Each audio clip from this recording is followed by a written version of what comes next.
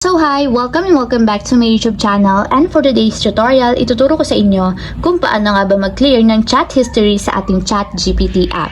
But first, kindly subscribe to my channel and don't forget to hit the subscribe button and the bell to notify you for my new updates. And if you want to learn more, just keep on watching and let's start.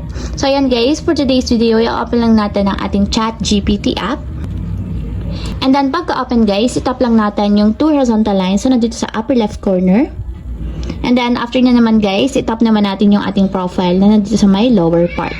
So, mapupunta tayo guys sa pinakang settings ng ating ChatGPT. So, dito naman, ang itatap natin is yung data controls. So, dito guys, sa data controls, hanapin nyo lang dito yung clear chat history. So, naka-red yung kanyang font. Ang gagawin lang natin guys is itatap natin yung clear chat history. And then, may magpa-pop up na option. So, para ma-continue or ma-confirm, tap lang ulit natin yung clear chat history. And automatic yun guys, once na-clear natin yung chat history ng ating ChatGPT app, lahat ng mga sinearch natin or mga chinat natin sa ChatGPT is lahat yun ay mawawala. So, ayun lang guys, ganoon lang kasimple kung paano ka ba mag-clear ng chat history sa ating ChatGPT app.